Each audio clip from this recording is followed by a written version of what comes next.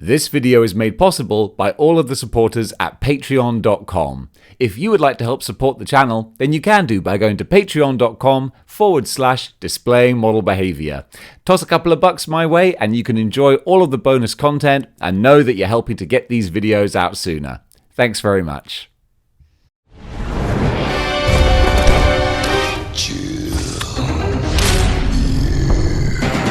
Hello there, gang, and welcome to a very special episode of As Told by Toys with my friend Aaron here, who is going to take us through the death of Superman. Because it's been 30 years? 30 years. 30 long years since Superman didn't really die, but he had a well-deserved nap. Yes.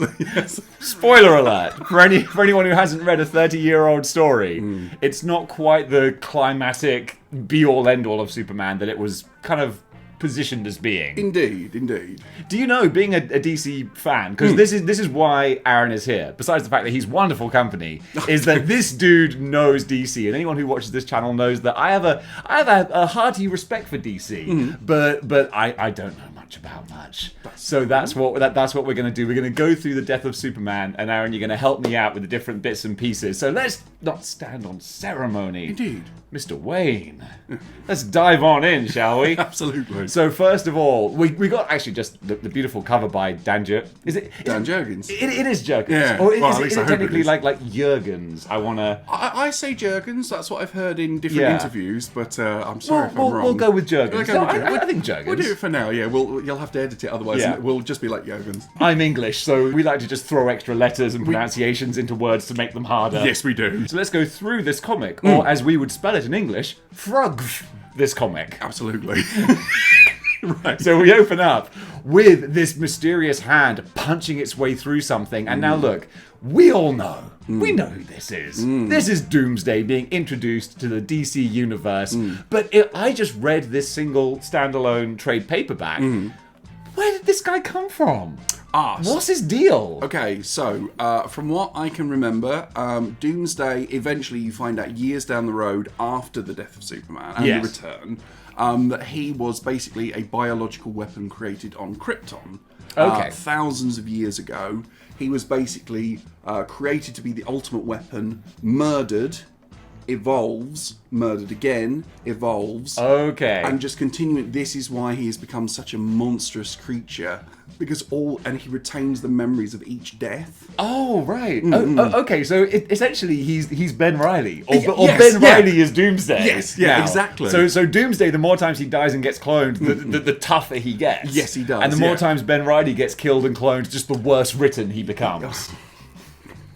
Yes, poor guy. That's an episode for another time. So we do get, I do love the transitions of these panels as it just breaks apart. And it's the great visual storytelling of seeing, okay, so every time this dude hits something, he just generates something to combat it. Yeah, it's so striking. And what we're seeing here takes place over countless years. Right, so okay. It's just this knowledge of this thing is just punching and punching and punching. It has nothing else. It doesn't eat, doesn't sleep. That's it. It just wants out. And he doesn't actually have any particular, from what I understand from this comic, no real drive or motivation besides just destruction. Exactly, yeah. And that's essentially kind of what the character is. I think the writers wanted to go with something, because most of Superman's villains have always been very intellectual based. Like Brainiac, who's one of his main villains, is like a 12th level intellect. Lex has this incredibly genius mind using his power and his money to try and destroy him. This is sheer rage. Just brute force. It's just hatred. It's utter hatred. Nothing else. I tell you what, you kind of posited that more poetically than I think I've read it in this. Like that's really nicely put. I dig it, and we're gonna see more. Yeah, it's a great setup, and here he is in this kind of containment suit, this incubation kind of thing, and this is where Doomsday, I thought, looked kind of interesting and unique, because it's funny, I was about 12 years old when the death of Superman hit, and I didn't know about it. I just walked into a shop and saw this bloody Superman logo, and I was like, what is this thing? And then I knew that Superman got killed, but I didn't know who did it, and I was a bit underwhelmed when I was like, oh, it's Grey Hulk, really. That's it. Right. Yeah. But this look with all the cables and the goggles and stuff, and the goggles, they do nothing. Yeah. But It's cool. Yeah. It actually does look quite unique. And then, we're into the comic proper now. He busts out, and we are just outside of Metropolis. We're some distance across America. Oh, because he kind of rampages across the whole country, doesn't he? Yeah. Oh, yeah. Yeah. Okay, so we get a bit of an American tour of the DC universe in the most destructive and saddening way. The most tragic, the most tragic travel log. Yeah. Spoilers. Very shortly, you're going to see people going about their daily lives, and then and so you're like, oh God, not even cute little Disney animals. No, are safe. As I was just about to say, as we're about to see, but bless them, they're not the cutest of Disney animals. But this is interesting again because I'm not being a Superman reader. I know Superman's rogues gallery as Lex Luthor, Brainiac, Doomsday, as you say. That's pretty much it. So I get introduced for the first time to these subterranean dwelling guys. Yes, so even I, unfortunately, sorry for the sake of your video, even I'm not 100% sure who these guys are. From what I've been able to learn about them having the comics over the years, these were a group of just underdwelling people, kind of like the Morlocks in the X-Men. I was getting a big bang of Morlock vibes. Yes. I think they're very similar. I think they're aliens, and there was this underground, I think there was this storyline about this underground civilization that Superman and Lois had to get involved and try and do something about. And unfortunately, I think with this, I don't think it was working quite how they wanted. No. So, spoilers, as you'll see in a bit, they kind of figure out a way to deal with the problem. Yeah, they're jobbers. Yeah, basically. We'll get back to them, but we get our first completely pointless bit of cruelty. Yeah, and he loves it. He's absolutely loving it. Doomsday. What I have also discovered through this comic, two things. He's got a wicked sense of humour. Right, yeah. And also, I noticed he hates trucks. Yes. If he sees a truck, that thing's going down. Yeah, him and Man and Steel Superman they have the same issue. That's it. Just never saw a truck they didn't want to destroy. But we find out that also the sound a squished bird makes is blorch. Yeah. All right, and we go back to our subterranean goobers here who have kidnapped Lois Lane. We're still very much in the era of the female sidekick. Well, she's there to get kidnapped. But as we can see, also kicking butt as well. And we get this little I don't know if he's as instantly about to call him an orphan. I don't know, maybe. What's this kid's deal? Oh, goodness me, I'm trying to remember that myself. That's the most, I will say this to anyone who wants to read this storyline, and I'm sure you will say this yourself, but I'd highly recommend it as a part of comic book history. Yes. It did change everything. Unfortunately, the reason we have regular summer blockbusters now within DC and Marvel is because of this. Oh, absolutely. This is a mega event. Yeah. And there have been mega events before, but this is a classic example of one. This is a summer blockbuster story. Yeah. Now, but the problem is a lot of the core cast of characters aren't even remotely in the comics anymore and haven't been since this. Yeah. So characters like Keith, if I remember correctly, he was a character that Superman had helped. I believe he was going through some troubles. I can't remember exactly what. I think he was something to do with a cat. This is you brought me in. It's got something to do with a cat. I feel like your answers are raising more questions. But that's the problem. That's the big thing about this is so many of these characters you go, I don't know who this is anymore. And the big reason, who is this person? It's don't worry. Luckily, people come to this channel for the bands. Right, good. Less so the facts. Less so the facts. Well, that's helpful then. Okay, that'll be great. We're covering our backs here. He was part of, at least, Superman had this, because obviously at the time there was Superman, Action Comics, The Adventures of Superman, and Superman the Man of Steel. So there was 4 separate comics going on at the same time. Sometimes the storylines would match up, like you'd have to buy one to get the other. Yeah. But a lot of them, they were all their own separate creative teams. So one creative team would introduce a character, and then the others would have to learn who this character is and try to fit them in as it went along. So yeah, there's going to be like this panel here, for example. I couldn't name one of them. I'm so sorry. No, but it is a great 90s splash page, though. And they're in the Death of Superman video game as the first. They are the first villains that you fight as Superman. These underdweller people. That's kind of fun. You know what? I'm going to splice some footage of that in here as well. That'll be fun. Yes, please have a unique shot of the heat vision. That was great from the game. So, just like in the video game, Superman does find his way down to the subterranean lair, and he pretty much makes short work of these guys. Yeah.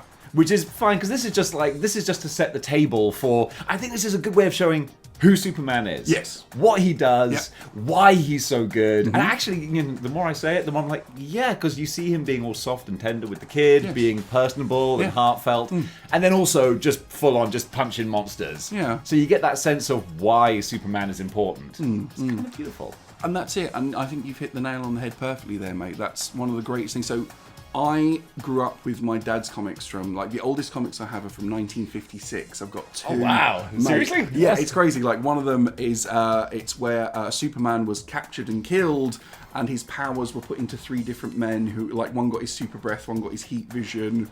It's ridiculous. It's so 1950s writing, and it's wonderful.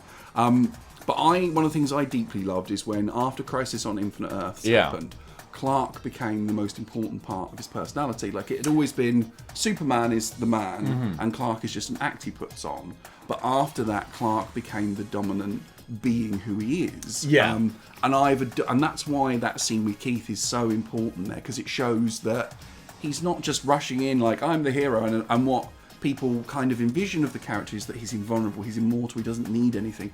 Well, I mean, clearly not. We're reading the death of Superman. But it's so key to his character that he'll just pop in and help a kid out who's upset. And that's the beauty of Superman. Yeah, right there. That's my Superman. Exactly. Or what I mine want too, him mate. to be. Yeah. So we get some more panels of Doomsday just wrecking shop. I'm loving it. Yeah, and he's loving it too. So much laughing. So many good times.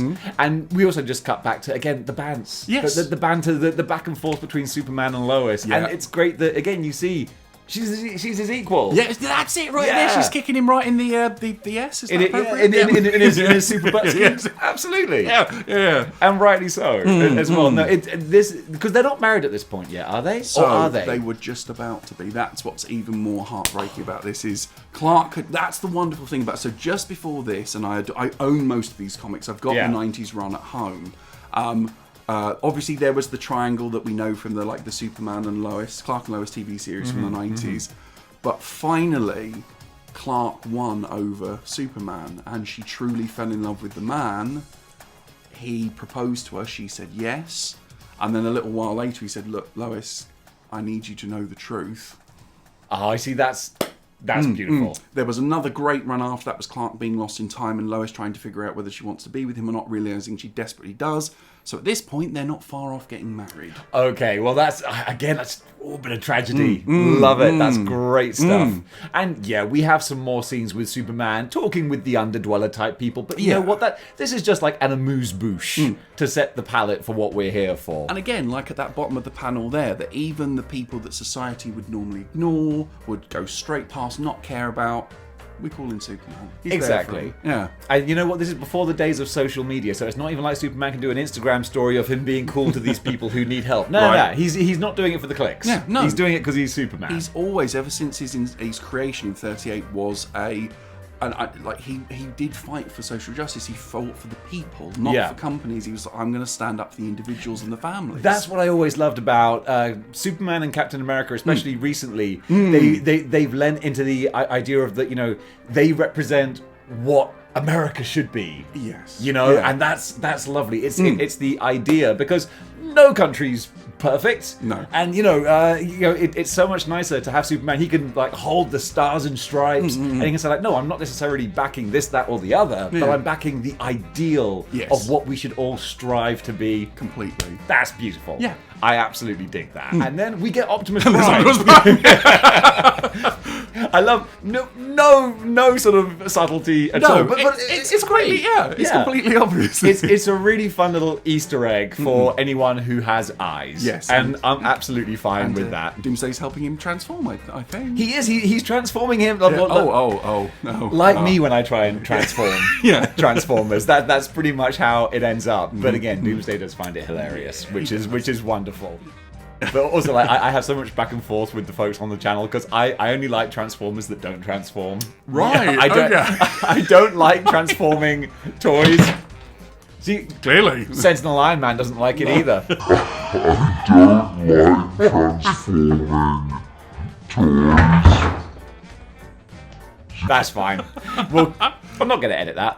So we carry on with Doomsday just wrecking shop. But now, what I didn't even realise was that the Death of Superman storyline doesn't just take place in Superman. We get the, as in England, I might call the Poundland Justice League.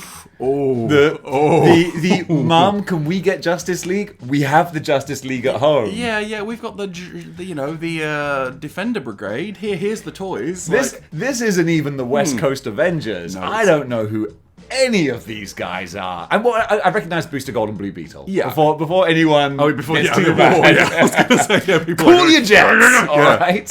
But yeah, I'm a bit of a. This is a bit of a mystery for me. Well, at least I can help you here. I know who most of the characters are in this incarnation of the League. So this was a really complicated time for, well, as we know, like comic books in general in the 90s really struggled. Like the fact that Marvel nearly went bankrupt. DC was having all kinds of problems. I think both creative sides of the companies were just trying to come up with new characters to catch interest and like something might stick. So like here, this is Maxima, who is a queen of the planet Olmec. I think yes, Queen. Yeah. Someone will tell me I'm wrong, but I think that's the name. And basically, she came to Earth. And so we've gone from Lois, who is a wonderful character, to 90s writing of she wants to breed the like perfect heir to the throne. She's heard of Superman, obviously with his adventures off in space. She came to space to mate with him. He had just recently, it was around the time he'd proposed to Lois, so he was like, I'm so sorry, I'm afraid I'm not available for a relationship, and she decided to beat the hell out of him until he fell in love with her. Which, the 90s, ladies and gentlemen. Don't do that. Don't ever do that. It doesn't work. Welcome to relationship advice with displaying model behaviour. Yes, don't beat the stuffing out of someone until they love you. It doesn't work. No. But so she basically, she kind of stuck around in the comics, and they decided to make her a part of the Justice League. One, because I think she couldn't get home for some reason. But two, she had psionic powers, I think, which is why she's got all this energy around her and she's able to lift people out of the way. But she was a powerhouse. She was the kind of Superman in the League. So we had three different teams. The Justice League of America, the Justice League International, and Justice League Europe. Now, I might be wrong about this, but Europe was the comic that was actually doing really well. I think that's the one that Hal Jordan was the leader of the team. Oh, okay. And it was a really interesting, but this was your standard team. So Clark at this point is actually a part of the Justice League of America. Yeah. It's being ran by Maxwell Lord. So it's quite dodgy. It's more like he's making it like a business. Yeah, he's the dude from the terrible Wonder Woman movie. Yes, he is. Okay, yes. right. That's my frame of reference. His characters, Maxwell Lord. As you get into more of DC stuff, he becomes more interesting than just I'm evil. Moustache twirling. Yes. Okay. So obviously you've got Blue Beetle and Booster Gold here, but you've got Guy Gardner. Who, at this point in time now, I am a Guy Gardner fan now, and have been since Jeff Johns' run. Soon to be played by Nathan Fillion. Indeed. But the point is, his character is supposed to be 80s macho, like women are nothing but sex objects, like a-hole guy, who joined the Green Lantern Corps because he should have been chosen. He was supposed to be picked, but Hal Jordan was closer to Abin Sur, so Guy wasn't. Oh, so it was actually like meant to be destined that he... Oh, that's kind of fun. It would have been Guy. If Hal Jordan had been further away, Guy Gardner would have become the Green Lantern. Guy's life fell apart, and he just became this really... he's such a butthole. Like I hope that's all right for me to say. That's perfectly acceptable. I was trying to think of the most nice, naughty word I could use. My rule for model behaviour is if it will appear in a Marvel movie, it's okay. Okay, well, I mean, anyway, I'm not going to... Actually, if we go Guardians rules, let's not go too far. But yeah, so Guy, he got kicked out of the Green Lantern Corps by Hal Jordan for just being awful at his job. And that's why he's currently wielding Sinestro's yellow lantern ring. Oh, is that right? Yeah. That's interesting. Yeah, because basically he and Hal had this big fight. Guy was like, whoever wins this battle stays in the Lantern Corps, and Hal was like, okay. They did. It was a pretty awesome. Yeah, it was a pretty awesome fight in the comics because nobody liked Guy. Oh, and Ice, who's the lady with the silver hair, that was kind of his girlfriend. Okay. He really liked her, but she was kind of like, we've got Superman here now, and I'm in love with him because he's amazing. Yeah. Plus, is this before or after Batman one-shotted him? Oh, this is way after. This is way after. That was like the 80s once it all began again after Crisis. Because I think that's his most famous moment. Yes. In comics to layman readers like myself. Yeah. So we do get also just a random little appearance of Superman on a talk show, which I always kind of liked. How it's not like Batman where people are like, oh, he's this unobtainable thing. Superman's like, hey, no, I want to put you guys at ease. Yes. Like, it's clear that I could murder everyone if I wanted to, so let me appear on Richard and Judy and just American Richard and Judy. Yeah. And also another major character in, I think I'm right with this one, in Clark's world, Cat Grant, who used to work for the Daily Planet. Okay. She was like the celebrity gossip columnist. Yeah. And when we just get more animal cruelty. We do. Yes. Which is more heel shtick. Yeah. Basically. Isn't it? In pro wrestling terms, we would say he's getting heat. He's getting heat by murdering Bambi. Yeah. And again, finding it hilarious. Yeah, that's what actually happened to Bambi's mum in the Disney movie. It was all a cover-up. They said that it was hunters. They shot at Doomsday and he just killed them. Yeah. Exactly. If you look at the curvature of the grassy knoll, there's no way the hunter could have made that shot on Bambi's mum. It was Doomsday. That's a scary point. Yeah. You come here for the conspiracy theories as well. So, yes, he hurls a tree. At first, I thought that was the deer that he threw through. No, that wasn't the case. It was a log. That would be too brutal, even for the 90s. It really would, now, maybe, but now, then, no. The Green Lantern would be like, I gotta turn the wipers on. I just can't. All right, but no, he gets the attention of the Justice League? Yeah. Justice League of America. Yeah, not the Society. No, they're unfortunately nothing to do with this at this time. All right, okay, that's fine. But yeah, we get a little bit of exposition, but essentially we have ourselves a good old throwdown. We do. And that's what we need, because we need a chance for Doomsday to really show his flex. Yeah. Because if he just turned up to Metropolis and challenged Superman, he'd be like, well, who have you fought? It's like, well, I squished a bird and I punched a deer, which actually is just... Some of Superman's villains, I'm sure. Probably. And just very briefly for you, so we have Fire here. Yes. I can't remember her name, but obviously her powers are flight and the ability to create incredible blasts of fire. And we have Bloodwind here, who I'm going to give you a spoilers. Yeah, I'm interested in this guy. So he's John Jones, the Martian Manhunter. Oh, interesting. Yeah. Okay, yes. Spoilers for a 30-year-old. For a 30-year-old comic, and for a character he hasn't played in a very long time. But yes, for some reason, John decided to change his appearance after the 80s Justice League and take on a new personality to, I don't know, fit in better, like get in touch with the League. But yeah, so this is how strong Doomsday is. Jean is just as powerful as Clark. And he's knocking him around. That's why Fire. So nobody knew he was Jean at this time. Yeah. But they hint at it by the fact that he's being affected by fire, which is Martian's weakness. Okay, yeah. So that's nice little. That's why here you have there. here, but Bloodwind is really. Oh, so does Booster Gold know this? Blue Beetle's Blue just Beetle, seen. excuse me. Yeah, he's just seen who he really is because he's been affected by fire. And I do love the way that they have Superman on the TV with the interview narrating. Well, not narrating, but just by. It's like, and as you can see here, my teammates are being horribly beaten. I should probably go and help them, but it's fine. We got another 10 minutes before the news. Yeah, so I don't want to leave dead. I don't want to leave you high and dry.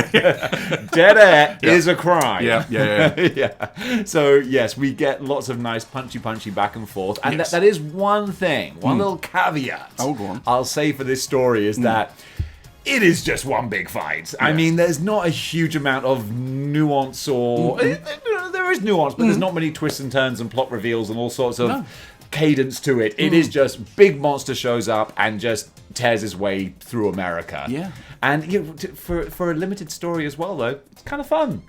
Yeah, and that's what it was meant to be like. As I said to you, a lot of there had been an arc called Panic in the Sky. I've not heard of that one.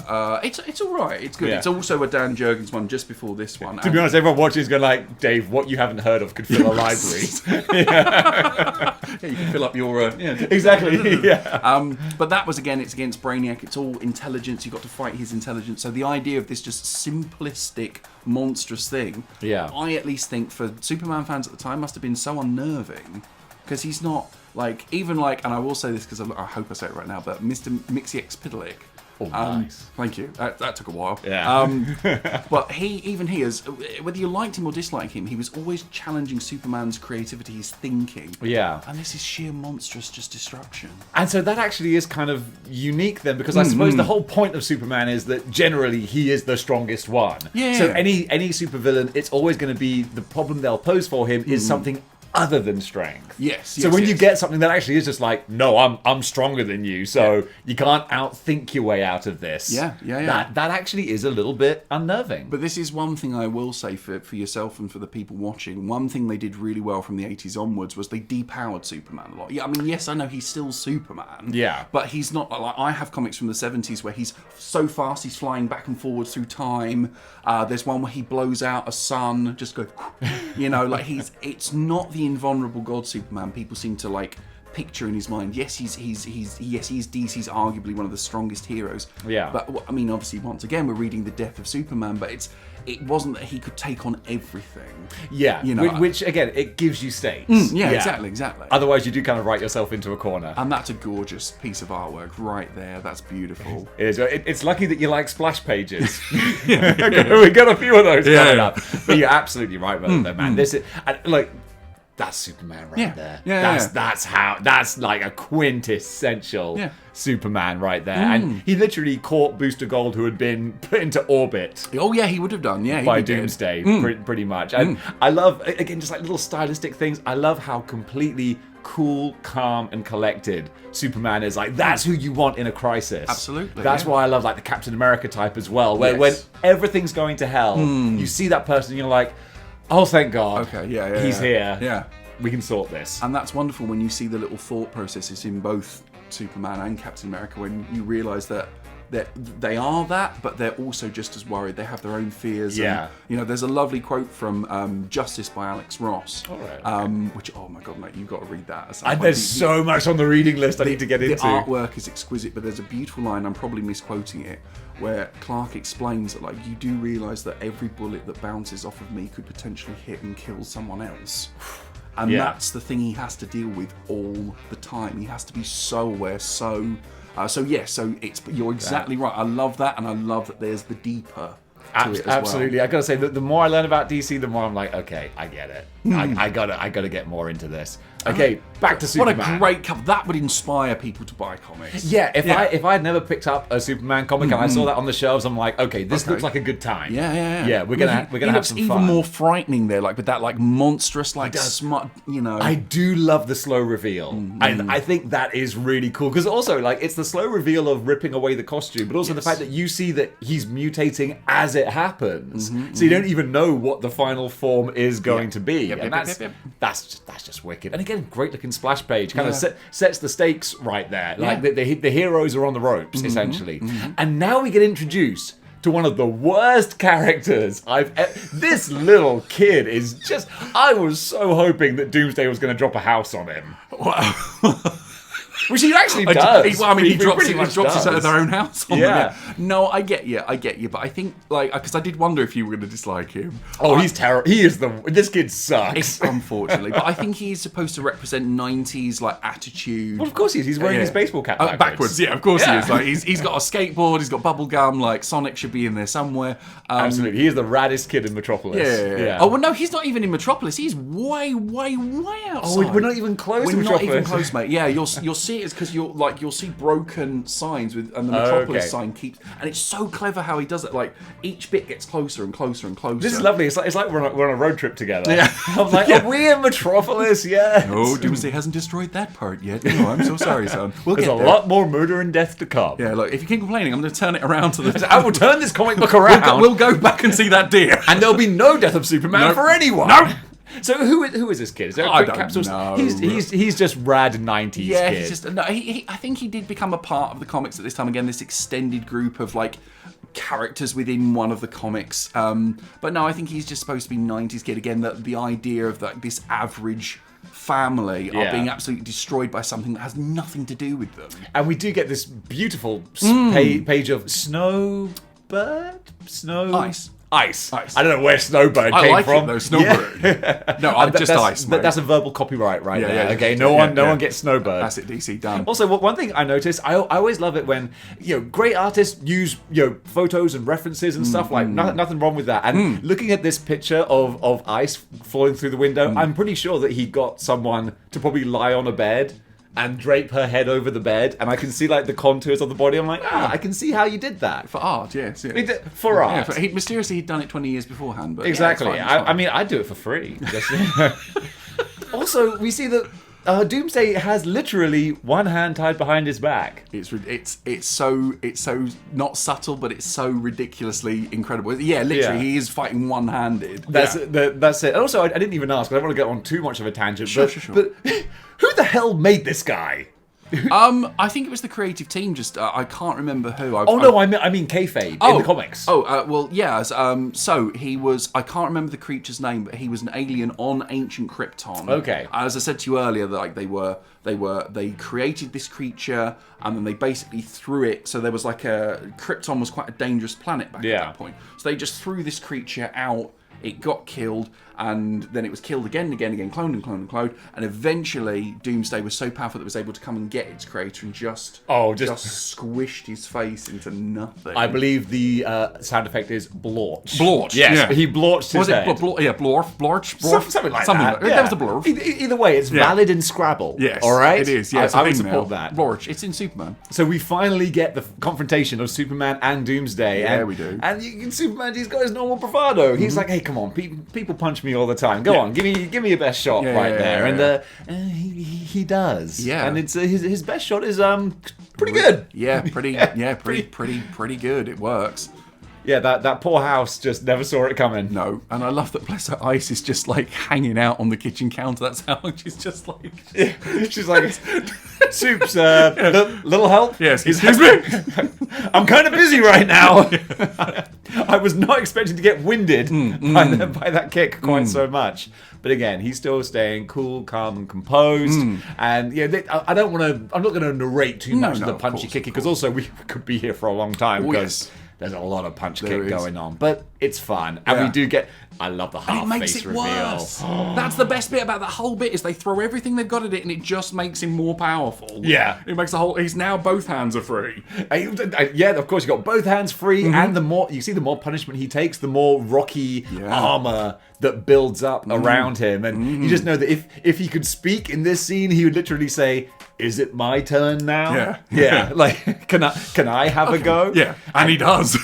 Boom! Yeah. What a great splash, man! Yeah. I love it. And again, the slow reveal is just awesome. And again, this 90s artwork, the crazy superhuman physiques, the bright costumes. People have a lot of negativity to say about the 90s, the excesses, and so on. But when it's done well, it's phenomenal, and genuinely I think that this is great. And plus I get my wish of the house being dropped on this kid and him potentially burning alive and yelling for Superman. I love that you make it sound like it's your Christmas wish. Like, all I want for Christmas, please, Father. Christmas sometimes you got to give the people what they want. True, all right. Yeah. And hey, look, it's 30-year-old comics. I know he makes it out okay, but in the meantime though, it's yes. So we see Superman having to make, like you were saying, one of those classic moral dilemmas. Does he, catch Doomsday? Yeah, and just look at that face right there. Right there is the one that people never get to see. That. Yeah. Oh God, what do I do? Oh, you get little goosebumps there. Yeah. You just give me little goosebumps because it's so rare that people always, myself included. If you don't read Superman, you're like, oh well, what's Superman's problem? He's the strongest guy in the world. Yeah. But then you give moral dilemmas like this. You give the old "you can't save everyone" dilemma, and that's just wonderful because he knows that if Doomsday gets away, he's probably going to murder a whole bunch of people. But if he doesn't, then this kid's definitely going to die. Not only just him, but the mum and the baby too. Yeah, they're okay. I got nothing against the mum and the baby. They can be pushed out. Yeah, they're fine. They're fine. But yes, a great cliffhanger to end that issue on, and then wham, boom, straight back into it. Adventures of Superman. How many Superman comics were on the shelves at this time? Was it it was Adventures, Man of Steel, Superman, Action Comics, The Adventures of Superman, and Man of Steel, and for a little while we also had Superman, the Man of Tomorrow. Okay. So there were 5 series running, and Superman was doing all right. Like out of DC, like Superman was doing okay. Yeah. But this really pushed them all. Like, because as you're seeing, you're having to get each of the, like, you can't just get Superman or Action Comics, you got to get them all to see what's going on in the story. It was the same thing happening in Spider-Man. You had Amazing Web, Peter Parker. Was Sensational still around? Sensational replaced Peter Parker Spider-Man, I think. Web, Spectacular. That was the other one. So you had 4 plus Spider-Man Unlimited once every quarter. Nice. It was a lot. Yeah. But at the time, hey, I was just gobbling up all the Spider-Man I could get. Yeah, of course you were, mate. So yeah, we open up the next issue, and again, just more smash, bang, crash, bang, wallop. Yep. What a video. Oh yeah. It's just good fun. But also, they do some nice ways of incorporating the different characters into this. It's not just Superman. The Justice League are like, at least, hey, we're still here. You know, we haven't left. We're limited in what we can do because look at what this guy's doing. Yeah. He's just wrecking shop. But we're going to get a few more wrinkles coming up pretty soon as well, which is interesting because, well, first of all, we get Jimmy Olsen. What's going on here? Okay, so Jimmy at this point in the comics had been made a mini celebrity kind of figure. Right. So here we're referencing Turtle Boy, which was something from it was the 50s or the 60s. Okay. Jimmy had been bitten by something and turned into a giant turtle. He actually, that had happened to him. Yeah, that had actually happened to him in the comics. Okay. So this is a nice little Easter egg for fans who'd been with the comics for a long while. Like we have more now. We're used to Easter eggs now thanks to Marvel movies and what have you. But this was just a little Easter egg for people back at the time. And Turtle Boy, that's him, Turtle Boy. Yeah, and he was working for the Daily Planet, but also on TV as well. Okay, so that's what because I flipped over to that page and I was like, I have no idea. Yeah. Oh yeah. What's going on here? Speaking of having no idea what's going on, so stop me if I'm wrong, but we have a red-haired, bearded Lex Luthor. We do. Is he Australian? He is as well. Yes. And Supergirl is his bit on the side. What is going on here? Okay, let me try and explain it nicely. Because we are in topsy-turvy land we here. Are. So, after Crisis on Infinite Earths, spoilers for an even older comic. You know what? Get over it. Deal with it. All right? I'm sick and tired. All right? So everything was changed. Yeah. The entire storyline was changed, and there were things from the older comics that people really missed. So for example, Superman was Superboy. Growing up, he inspired the Legion of Superheroes 1,000 years into the future. Right. And there were lots of stories that all went away. Okay, that was just retcon. It didn't happen, yeah. But DC started putting more bits and pieces in, and at one point in I think it was the late 80s, early 90s, Clark went to an alternate universe where General Zod and his team had been allowed out of the Phantom Zone. Yeah. Hey, I knew that reference. You did well, done, mate. The Phantom Zone. It's from the Batman one, was it? Lego Batman. That's where you learned it. No, Christopher Reeve, Superman. The perfect way to learn there it. There you go. With the older... Yeah, anyway. But they basically destroyed their world, and Clark in that reality had to see an existence where everything had been destroyed pretty much by his own people.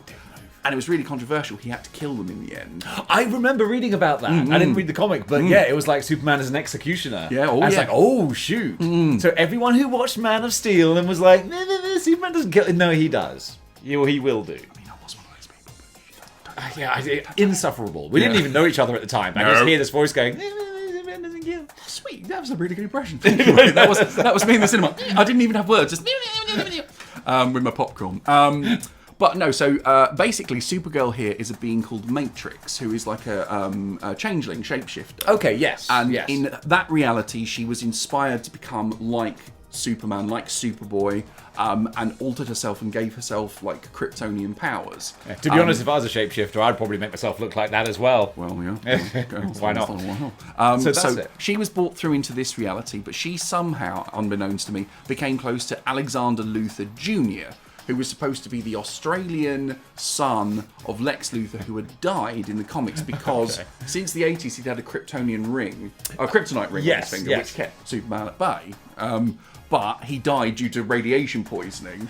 So world's most intelligent supervillain, apparently. Yeah. But again, that's what I love about Lex, is he's so arrogant. Yes. But so, this here you are, spoilers, the son of Lex Luthor that speaks in an Australian accent is Lex Luthor. They were able to put his mind into this clone body. You know what? I just did the Andy from Parks and Rec meme.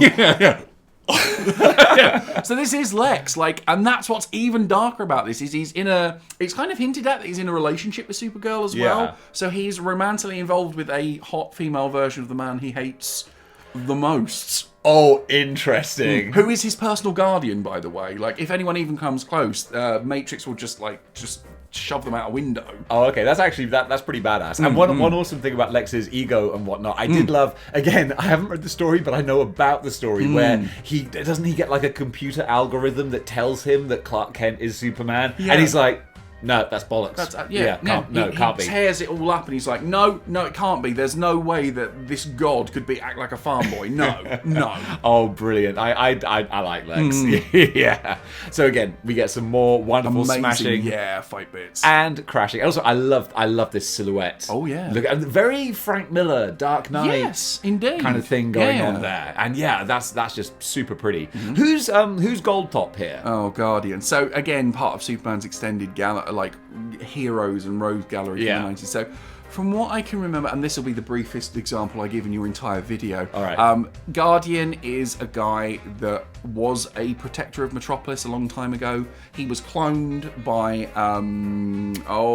Cadmus, which is a big secret That's a big science project. We get to them later. Yeah. So he's a clone of that guy, and he basically helps protect the city, but mostly he protects Cadmus and their projects. All right, good for him. Good for him. Yeah. I don't think he has an action figure, so that's all right. We can skip on past him, and now we get Superman action comics. Yeah. And again, action being the operative word. Oh again, look at that. F you, truck. Yeah. We got no time for you. If anything, Doomsday's an environmentalist. He really? Yeah. That's exactly what he is. Yeah. If that poor driver was in a Tesla, he'd have been like, carry on with your business. Just go. And again, like, don't tell me that's not Optimus Prime. Yeah, I know. Get out of here. Except if a deer had been driving a Tesla, then it would have also. He'd been like, oh, dude, I'm so torn right now. I'm going to pull that Superman conflicted face. To crush or not.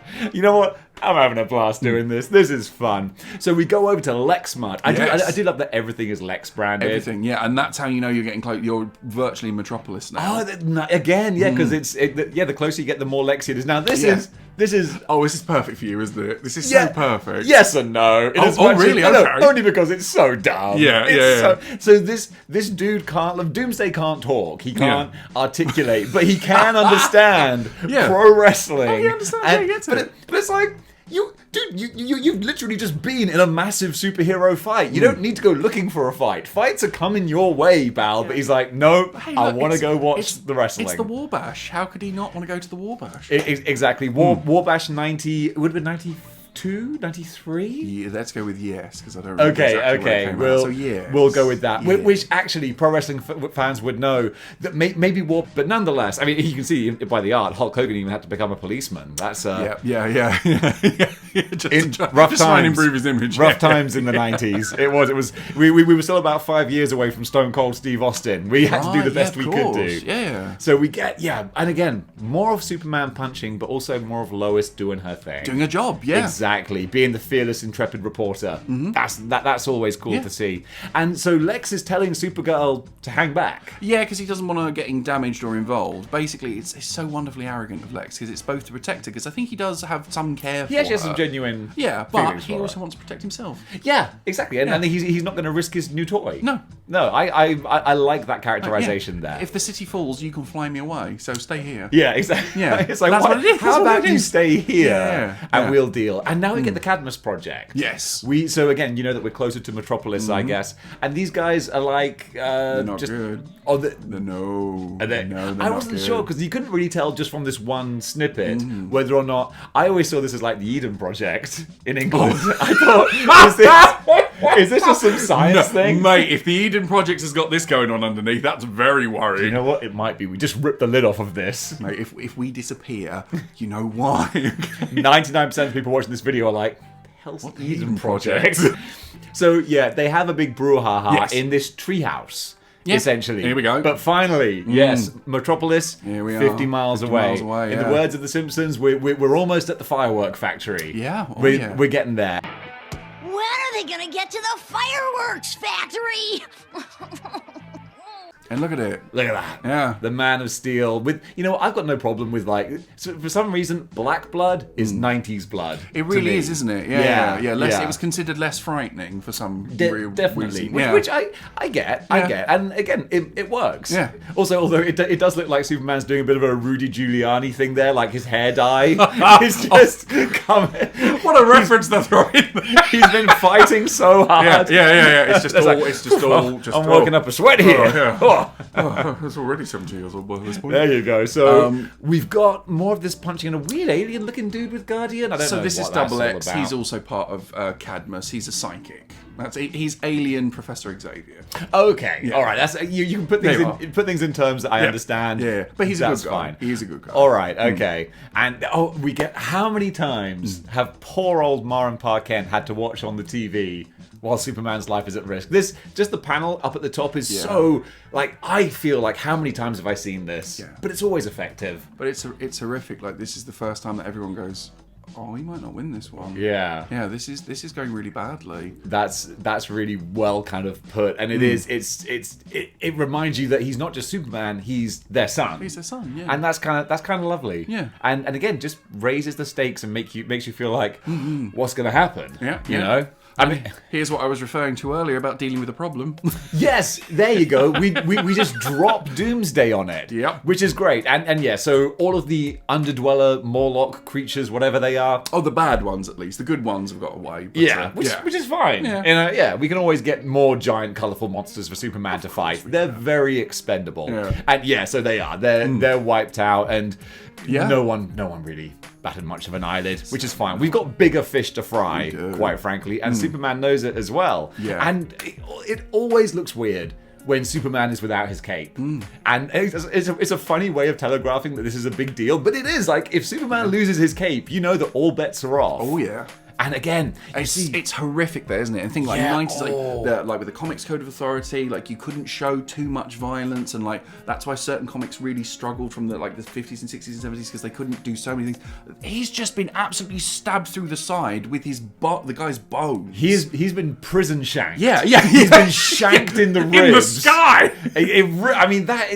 It's brutal. And I'm sure that being this big mega event to drum up publicity that this was, there were probably tons of people reading this who hadn't read Superman before, but they just knew the Christopher Reeve movies, and all of a sudden you're like, oh, I was not. Christopher Reeve never got beaten up like this as Superman. Yeah, I know in Superman 2 when he lost his powers, he got beaten up in the diner, but he wasn't Superman. Okay, yes, just got to put that little caveat in there every now and then. Heaven forbid. People think that I'm an idiot who doesn't get things right. I don't want to garner that reputation. Moving on. We see, this was where I realised, Supergirl's not exactly what I thought she was. This is what I meant by her being a shapeshifter rather than Kara Zor-El, his Kryptonian cousin that was known before and after this. But yeah, that's... if not, that is one hell of a disturbing... I say, wow! Yeah, she was punched so hard that her whole face whole head exploded and went out. So that's what she actually looks like. She's this amorphous blob-type creature. Yeah. We got these little civilian characters as well. These are friends of Superman. So I will explain very quickly. So we have Professor Emil Hamilton on the left there, and he was basically Superman's science guy. He was his guy in the chair. Yeah, he was. Yeah. Okay. In the 90s, he didn't have the Fortress of Solitude so much. So a lot of discovering who Superman was and testing his powers came through Hamilton here. Okay. I can't remember who she is. I think she's his lady friend, possibly, by the way they're holding one another. But here we have Bibbo Babowski at the bottom, who... Bibbo Babowski, That's a great name. Isn't he just? Yeah. Ex-boxer, I think if I remember correctly. A little bit... He's not the most intelligent. He's taken a few knocks to the head. He's taken a few knocks ahead, yeah. Just like Supergirl back there. That was his boxing career. But he's a genuinely sweet, very lovable, loving guy. He considers Superman his best friend, and he does his best to be a better person, to try and emulate his hero. And again, that's where Superman is so great, making people want to be their best selves. That's lovely. And again, just more great splash pages, more fire. And also, you see, who is this squad of people? So this is the SCU, so this is... Metropolis' Special Crimes Unit under the command of Maggie Sawyer here on the right, and I think his name is Dick Turp. Might be wrong on that one. I know his Turpin is his surname. Okay. So basically, they were created to deal with the threats that Superman has to deal with. Yeah. So they use science and technology to fight off supervillains. And as you can see, it's not working. No, which I guess before this, they do have a pretty good track record. Yeah. So again, this is kind of upping the ante. It's like these guys who are normally pretty effective, not in this case. No, not remotely. Yeah, he's just taking it all. Yeah. And we can see like Superman in that lower panel. He's even got the Robert De Niro boxer's nose. Like that thing's been broken. You're gonna have to go to A&E and get that straightened out. And trust me, that's uncomfortable. And here we are. It's the end game. Here it is. Here is the famous. What an even to this day, what an incredible cover, and says so much with so little. It really does. All right, so it's time for the end game. It's a whole bunch of splash pages. Let's just dig straight into it. Goodness. Yeah, the artwork here in this one, like Dan Jurgens, I've always adored his artwork. It's just exquisite in this comic. It really is. It is. I feel like it was an interesting gimmick to do all splash pages. Yes. Honestly, in hindsight, I don't think it does the story justice as a storytelling device. Interesting. Okay. I think that the whole beauty of comics is that storyboarding, paneling, the way you show movement. And this, I get it. It's a fun gimmick. It's an idea. But I also think that there's a reason it's only ever been done once. Sure. Yeah. But hey, look, if you're going to have a comic full of splash pages, they might as well be drawn by Dan Jurgens. Well, they were selling posters of these. I used to have them on my wall as a child growing up. I had the Return of Superman poster, which was, again, Dan Jurgens' artwork. And it was exquisite. It was just...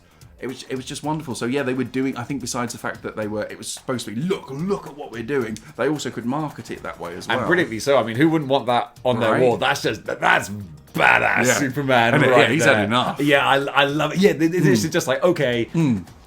Let's freaking go. The gloves are literally off. Yeah. That's just great. And you see that.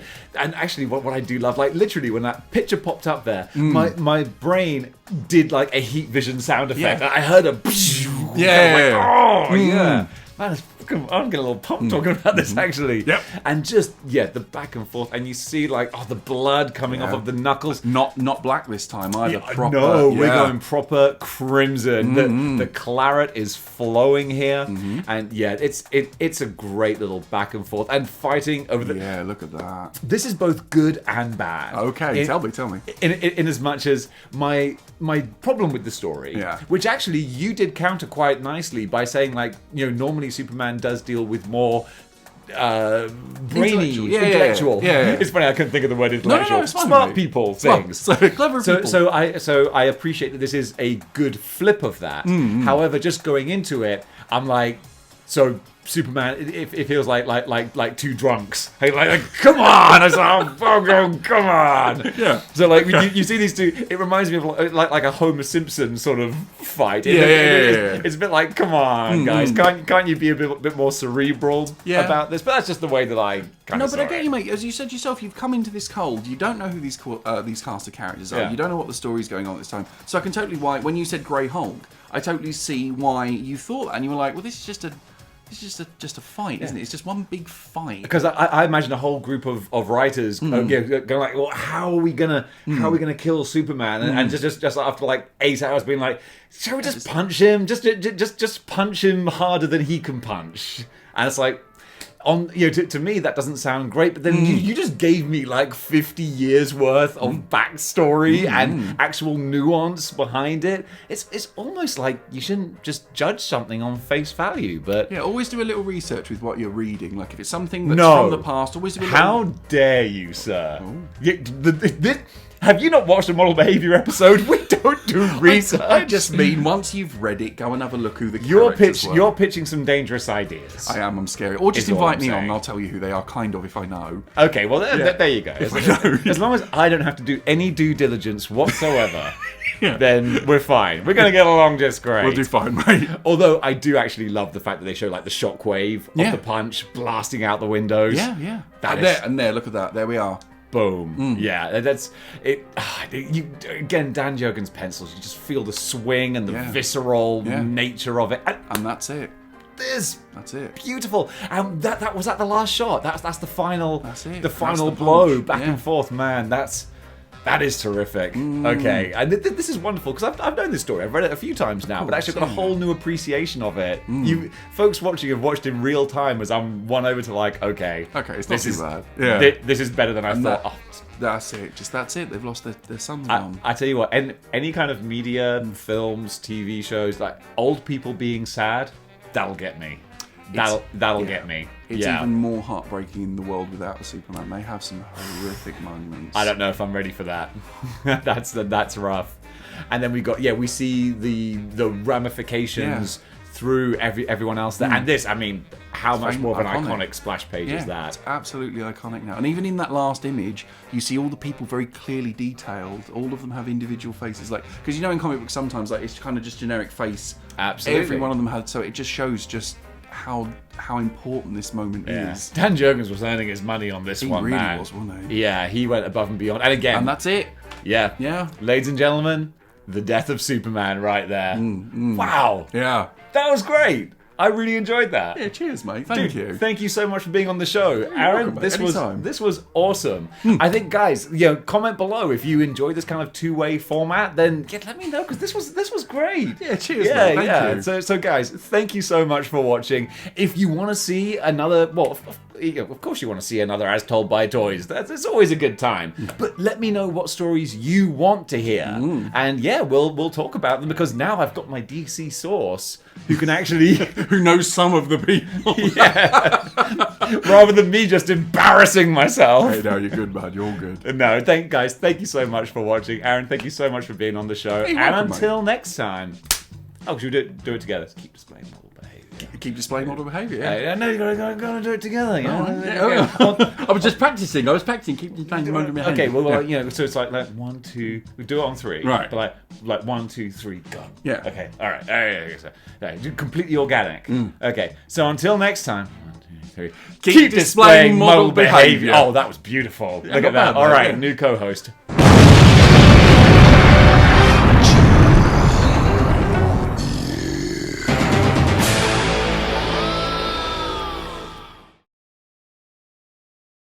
of coffee, have a cup of